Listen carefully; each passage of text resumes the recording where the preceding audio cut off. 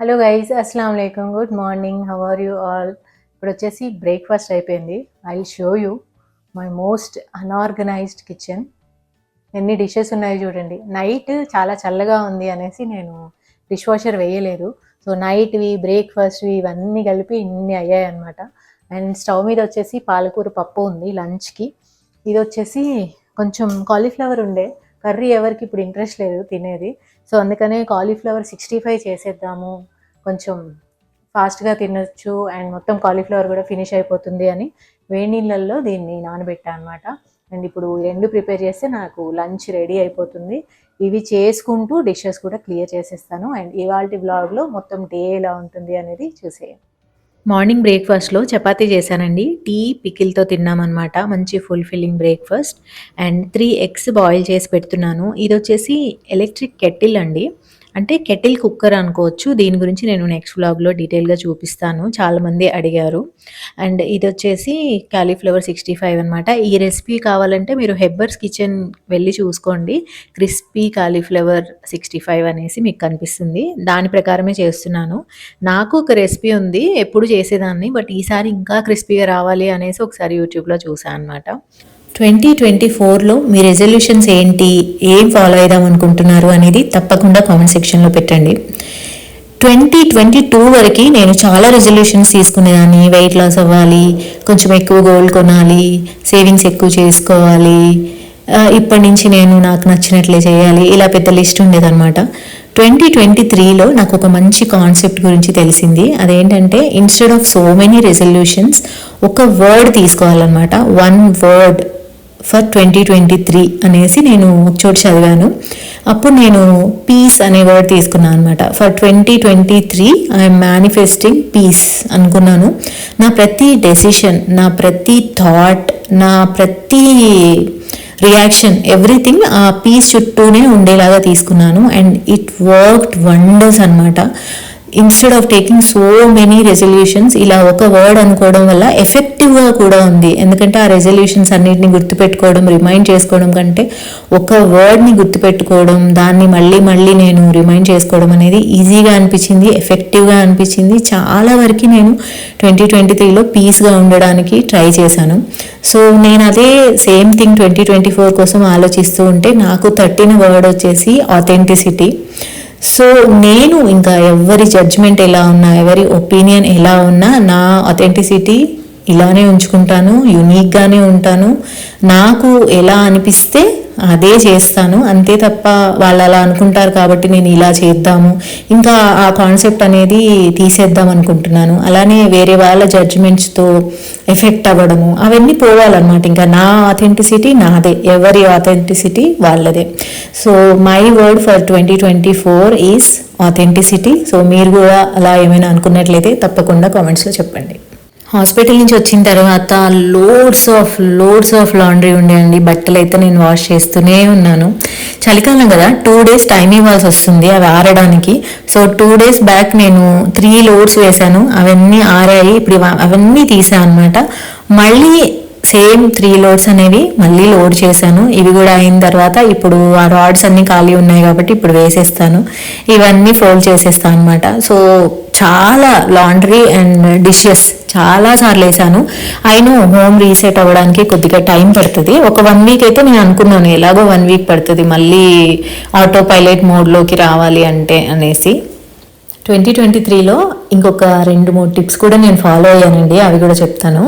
ఏంటంటే ఇప్పుడు negative thoughts ఎక్కువగా రావడం కానీ, లేదంటే మనం లూప్లో ఆలోచిస్తూ ఉంటాం, అలా ఎందుకు జరిగింది, ఫలానా వాళ్ళు నాతో గొడవ పట్టేటప్పుడు అరే ఈ పాయింట్ అనాల్సిందే, ఇది నేను మర్చిపోయాను అంటే బాగుండేది, నెక్స్ట్ టైం తప్పకుండా అంటాను, ఇలా మనం లూప్లో ఆలోచిస్తూ ఉంటాం కదా. నేను కూడా అలానే ఆలోచిస్తూ ఉంటాను అనమాట. అంటారు కదా కోడిగుడ్డు మీద ఈకలు పీకడం అనేది, అలా అంత ఓవర్ థింకింగ్ ఉండేది నాకు. సో ఇంకా నేనేమనుకున్నానంటే నాకు నెగిటివ్ థాట్ వచ్చినప్పుడల్లా అది నాకు ఏదో ఒక రకంగా యూజ్ అవ్వాలి అనుకున్నాను అనమాట. నేను వాటర్ చాలా తక్కువ తాగుతాను, గుర్తుండదు నాకు వాటర్ తాగాలి అనేసి. సో ఇంకా 2023 స్టార్టింగ్లోనే ఏం పెట్టుకున్నా అంటే నాకు నెగిటివ్ థాట్ వచ్చి వేరే వాళ్ళ గురించి ఆలోచించినప్పుడల్లా నేను వెళ్ళి ఒక గ్లాస్ వాటర్ తాగాలి అనేసి. సో దానివల్ల ఏంటంటే ఈవెన్ నెగిటివ్ థాట్స్ వచ్చినా, కోపంగా ఉన్నా, ఎలా ఉన్నా అది నాకే యూజ్ అయ్యేలాగా అలా పెట్టుకున్నాను. అలానే చాలా వరకు అన్నెసెసరీ ఫోన్ కాల్స్ తగ్గించానండి. 2023 అసలు మోస్ట్ సక్సెస్ఫుల్ థింగ్ ఏంటి అంటే అన్నెసెసరీ ఫోన్ కాల్స్ తగ్గించేసి ఒక మాట అనుకున్నాను అనమాట. ఒక గంట సేపు నేను ఒక ఫోన్ కాల్లో మాట్లాడతాను, దానివల్ల నాలెడ్జ్ ట్రాన్స్ఫర్ ఏమో కానీ అన్నెసెసరీ ఏదో థింకింగ్ అనేది స్టార్ట్ అయిపోతుంది. So only necessary phone calls మాత్రమే మాట్లాడాలి. ఎంతైతే టైం నాకు ఫోన్ కాల్స్ నుంచి మిగులుతుందో I have to spend that time in walking. So every day నేను కన్సిస్టెంట్గా 1 hour వాక్ కూడా చేయగలిగాను. సో మనం ఏంటంటే నెగిటివ్ థింకింగ్ ఉంటూనే ఉంటుంది, అభిప్రాయ భేదాలు వస్తూనే ఉంటాయి, అవి కూడా మనకి యూజ్ అయ్యేలాగా అలా చేసుకోవాలన్నమాట. సో నా లైఫ్లో కొద్ది గొప్ప నా కోసం నేను ఏమైనా చేసుకున్నాను అంటే 2023. సో అలా ఆలోచించుకోవాలన్నమాట. సో ఈ రెసిపీ వచ్చేసి చాలా బాగుంది. నేను ఓన్లీ ఫ్రై చేసి వదిలేస్తే సూపర్గా ఉండేది. ఆ హెబ్బర్స్ కిచెన్ రెసిపీలో కూడా అంతవరకే ఉంది. అన్నెసెసరీగా నేను బ్రెయిన్ వాడేసి, నా దగ్గర అన్ని కలర్స్ క్యాప్సికమ్ ఉన్నాయి, సో నేను ఇంకా ఈ రెసిపీని కొంచెం ఎక్స్టెండ్ చేస్తాను అనేసి అన్ని వెజిటబుల్స్ వేసేసి సాసెస్ కూడా వేసాను. సో దానివల్ల ఏంటో నార్మల్గా అనిపించింది అనమాట. జస్ట్ ఫ్రై చేస్తేనే బాగా అనిపించింది. సో మొత్తానికైతే ఆఫ్టర్ ఏ లాంగ్ టైం కొద్దిగా స్పైసీగా తినాలనిపించింది, తినేసాము. మనం ఏమనుకుంటామంటే ఇప్పుడు ఇంట్లో చేస్తే చాలా కష్టపడి చేసుకుంటాం అనుకుంటాం కదా, బయట నుంచి తెచ్చినా మనకు అంతే ఖర్చు అవుతుంది అని చాలా మంది బయట నుంచి తెచ్చుకుంటూ ఉంటారు. ఇంట్లో చేసినా అంతే 100 రూపాయలు అయింది, బయట 100 రూపాయలకు దొరుకుతుంది కదా అని.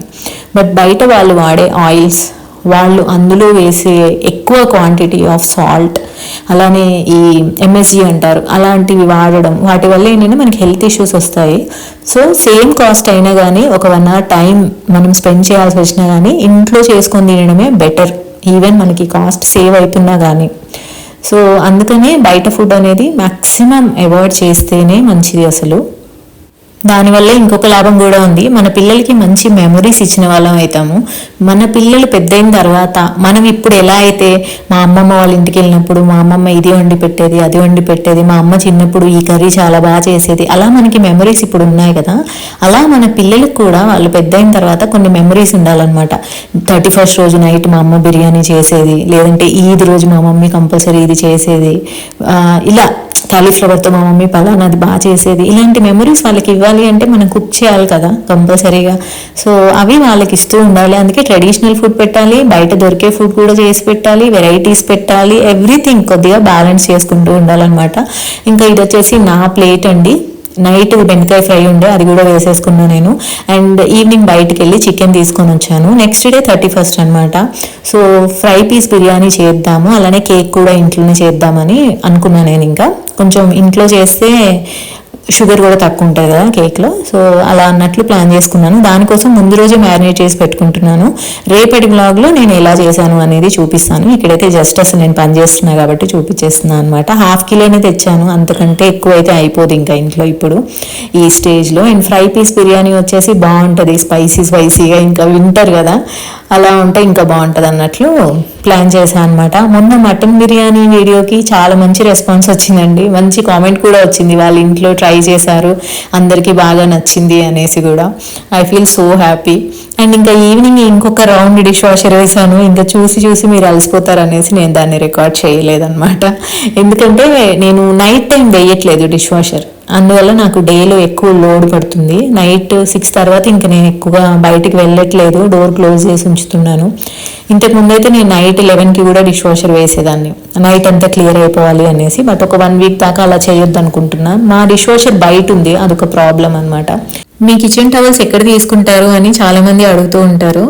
యాక్చువల్గా కొన్ని ఫ్రూట్ డిజైన్స్, ఫ్లవర్ డిజైన్స్ ఇవి ఉంటాయి కదా, అవన్నీ కూడా ఐకియాలోనే తీసుకుంటాను.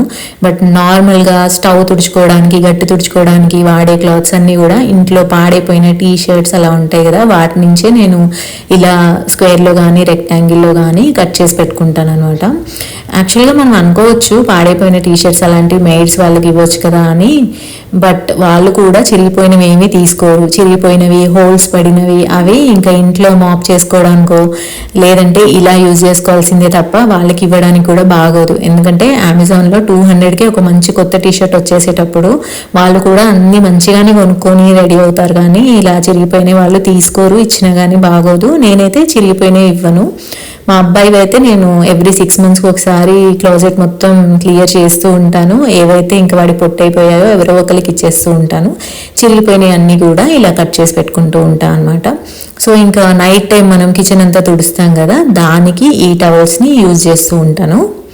ఈ క్లాత్స్ని వాడతాను అనమాట. సో నా దగ్గర ఇవి చాలా ఉన్నాయి, బోల్డ్ అని ఉన్నాయి. పాత బెడ్షీట్స్ కానీ పాత టవల్స్ కానీ అట్లా ఏమున్నా కానీ నేను ఇలా చిన్న చిన్న సైజులో కట్ చేసి పెట్టుకుంటాను అనమాట. అవి చాలా హ్యాండీగా ఉంటాయి, ఏవైనా టక్ టక్గా తుడిచేయచ్చు అండ్ వాషింగ్ మిషన్లో కూడా వేసేసుకోవచ్చు. న్యూ ఇయర్ కోసం నా కోసం నేను ఒక గిఫ్ట్ ఇచ్చుకోవాలి అనేసి చూస్తుంటే నాకు ఒక మంచి ఫుడ్ స్పా కనిపించిందండి. అగారో బ్రాండ్ అనమాట. ఇది ఆటోమేటిక్ ఫుడ్ స్పా మసాజర్.